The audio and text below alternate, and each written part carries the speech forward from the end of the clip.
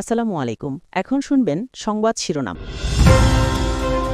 বাগেরহাটের রামপালে বরযাত্রীবাহী মাইক্রোর সাথে বাসের মুখোমুখি সংঘর্ষ। খালেদা জিয়া, খামেনি সহ বিশিষ্টজনদের মৃত্যুতে সংসদে শোক প্রস্তাব গৃহীত। অন্তর্বর্তী সরকারের জারি করা ১৩৩ অধ্যাদেশ উত্থাপন। মধ্যপ্রাচ্যে তীব্র হচ্ছে জ্বালানি যুদ্ধ। দুদিনে ৬টি তেলবাহী ট্যাঙ্কারে হামলা। ইরান জুড়ে অব্যাহত যৌথ বাহিনীর তাণ্ডব। যুদ্ধ বন্ধে ৩ শর্ত পেজেশকিয়ানের। দেশে আবারও সংসদীয় গণতন্ত্রের যাত্রা। ব্যতিক্রমী শুরুর পর স্পিকার হলেন মেজর হাফিজ। সংসদকে কার্যকর করার প্রত্যয় সরকার ও বিরোধী দল। এতক্ষণ শুনছিলেন সংবাদ শিরোনাম, এখন শুনবেন বিস্তারিত। বাগেরহাটের রামপালে বাসের সাথে বরযাত্রীবাহী মাইক্রোবাসের মুখোমুখি সংঘর্ষে একই পরিবারের ১২ জন সহ ১৩ জন নিহত হয়েছেন। নিহতদের মধ্যে বর কনেও রয়েছেন। আহত দুজনের অবস্থাও গুরুতর বলে জানিয়েছেন চিকিৎসক। বিকেলে মোংলার বাবুবাড়ি এলাকায় ভয়াবহ এই দুর্ঘটনা ঘটে। মরদেহগুলো রাখা হয়েছে খুলনা মেডিকেল ও মোংলা স্বাস্থ্য কমপ্লেক্সে। বিয়ে শেষে কনেকে নিয়ে বাড়ি ফিরছিল বরপক্ষ, কিন্তু পথে বাসের সাথে মাইক্রোবাসের সংঘর্ষে মুহূর্তেই আনন্দযাত্রা পরিণত হলো শোকে। না ফেরার দেশে পাড়ি জমালেন একই পরিবারের ১২ জন সদস্য সহ ১৩ জন। পুলিশ জানায়, খুলনার কয়রায় মিতু ও সাব্বির হোসেনের পারিবারিকভাবে বিয়ে সম্পন্ন হয়। পরে কনেকে নিয়ে মোংলায় বাড়ির উদ্দেশ্যে রওনা হয় বরপক্ষের লোকজন। বিকেলে রামপালে খুলনা মোংলা মহাসড়কের বাবুরবাড়ি এলাকায় পৌঁছালে নিয়ন্ত্রণ হারান মাইক্রোবাসের চালক। এ সময় বিপরীত দিক থেকে আসা নৌবাহিনীর একটি বাসের সাথে সংঘর্ষ হয়। এতে ঘটনাস্থলেই মৃত্যু হয় ৪ জনের। আহতদের উদ্ধার করে রামপাল স্বাস্থ্যকেন্দ্র এবং খুলনা মেডিকেলে নেওয়া হলে আরও ১১ জনকে মৃত ঘোষণা করেন চিকিৎসক। এছাড়া আহত ২ জন খুলনা মেডিকেল। দুর্ঘটনার খবর পৌঁছালে বর ও কনে পক্ষের এলাকায় নেমে আসে শোকের ছায়া। শোক প্রস্তাব উত্থাপন করা হয়। আলোচনার পর প্রয়াত সাবেক প্রধানমন্ত্রী খালেদা জিয়া, মার্কিন ইসরায়েল হামলায় নিহত ইরানের সর্বোচ্চ নেতা আয়াতুল্লাহ খামেনি সহ প্রয়াত কয়েকজন রাষ্ট্রনায়ক, সংসদ সদস্য ও জুলাই শহীদদের স্মরণ করে শোক প্রস্তাব গৃহীত হয়। অন্তর্বর্তী সরকারের আমলে ১৩৩টি অধ্যাদেশ জারি করা হয়েছিল। রাষ্ট্র সংস্কার ও জন আকাঙ্ক্ষা বিবেচনা করে অধ্যাদেশগুলো সংসদে উপস্থাপন করেন আইনমন্ত্রী। না হলে ৩০ দিন পর বাতিল হয়ে যেত অধ্যাদেশগুলো। কার্যসূচি অনুযায়ী এরপর সরকারি কর্ম কমিশনের রিপোর্ট উপস্থাপন করেন জনপ্রশাসন প্রতিমন্ত্রী। গঠন করা হয় স্থায়ী কমিটি। ইরানের বিস্ফোরক বোঝাই নৌযানের হামলায় ইরাকের বসরা বন্দরের কাছেই জ্বলছে তেলবাহী ২টি ট্যাঙ্কার।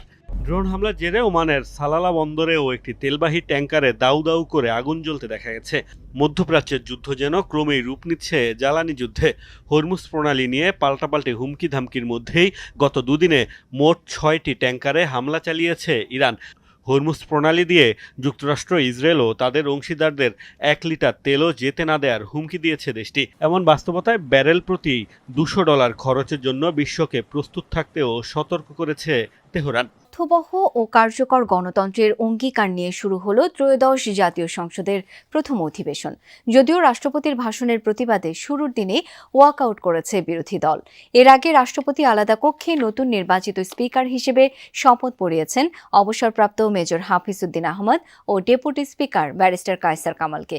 সংসদের সূচনা বক্তব্যে প্রধানমন্ত্রী তারেক রহমান বলেন, সংসদকে তর্ক বিতর্ক আর জাতীয় সমস্যা সমাধানের কেন্দ্রবিন্দুতে পরিণত করা হবে। গুরুত্বপূর্ণ ইস্যুতে বিরোধী ১১ দলের সঙ্গে আলোচনা করার প্রত্যাশা জানিয়েছে বিরোধী দলীয় নেতা ডাক্তার শফিকুর রহমান। জুলাই গণ অভ্যুত্থানের প্রেক্ষাপটে নতুন বাংলাদেশ, গণতান্ত্রিক পথ চলার নতুন অধ্যায়ের সূচনা। ত্রয়োদশ জাতীয় সংসদের প্রথম অধিবেশন শুরু হয় বেলা ১১টায়। দ্বাদশ জাতীয় সংসদের স্পিকার ও ডেপুটি স্পিকারের অনুপস্থিতিতে সংবিধানের ৯৩(২) অনুচ্ছেদ অনুযায়ী অধিবেশনের শুরুতে প্রধানমন্ত্রী তারেক রহমান সভাপতি হিসেবে দলের প্রবীণ সংসদ সদস্য ডক্টর খন্দকার মোশাররফ হোসেনের নাম ঘোষণা করেন। সমর্থন করে সরকারি ও বিরোধী দল।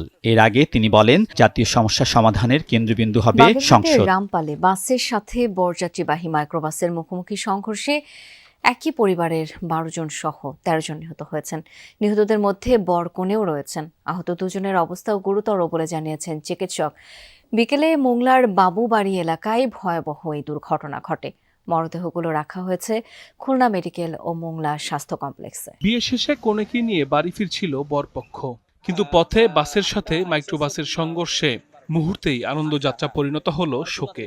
না ফেরার দেশে পাড়ি জমালেন একই পরিবারের ১২ জন সদস্য সহ ১৩ জন। পুলিশ জানায় খুলনার কয়রায় মিতু ও সাব্বির হোসেনের পারিবারিকভাবে বিয়ে সম্পন্ন হয়। পরে কনেকে নিয়ে মোংলায় বাড়ির উদ্দেশ্যে রওনা হয় বরপক্ষের লোকজন।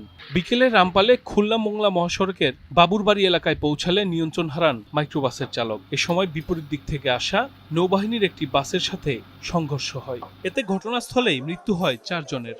আহতদের উদ্ধার করে রামপাল স্বাস্থ্যকেন্দ্র এবং খুলনা মেডিকেলে নেওয়া হলে আরও ১১ জনকে মৃত ঘোষণা করেন চিকিৎসক। এছাড়া আহত ২ জন খুলনা দুর্ঘটনার খবর পৌঁছালে বর ও কনে পক্ষের এলাকায় নেমে আসে শোকের ছায়া। শোক প্রস্তাব উত্থাপন করা হয়। আলোচনার পর প্রয়াত সাবেক প্রধানমন্ত্রী খালেদা জিয়া, মার্কিন ইসরায়েল হামলায় নিহত ইরানের সর্বোচ্চ নেতা আয়াতুল্লাহ খামেনি সহ প্রয়াত কয়েকজন রাষ্ট্রনায়ক, সংসদ সদস্য ও জুলাই শহীদদের স্মরণ করে শোক প্রস্তাব গৃহীত হয়। অন্তর্বর্তী সরকারের আমলে ১৩৩টি অধ্যাদেশ জারি করা হয়েছিল। রাষ্ট্র সংস্কার ও জন আকাঙ্ক্ষা বিবেচনা করে অধ্যাদেশগুলো সংসদে উপস্থাপন করেন আইনমন্ত্রী। না হলে ৩০ দিন পর বাতিল হয়ে যেত অধ্যাদেশগুলো। কার্যসূচি অনুযায়ী এরপর সরকারি কর্ম কমিশনের রিপোর্ট উপস্থাপন করেন জনপ্রশাসন প্রতিমন্ত্রী। গঠন করা হয় স্থায়ী কমিটি। ইরানের বিস্ফোরক বোঝাই নৌযানের হামলায় ইরাকের বসরা বন্দরের কাছেই জ্বলছে তেলবাহী দুটি ট্যাঙ্কার। ড্রোন হামলার জেরে ওমানের সালালা বন্দরেও একটি তেলবাহী ট্যাঙ্কারে দাউ দাউ করে আগুন জ্বলতে দেখা গেছে। মধ্যপ্রাচ্যের যুদ্ধ যেন ক্রমেই রূপ নিচ্ছে জ্বালানি যুদ্ধে।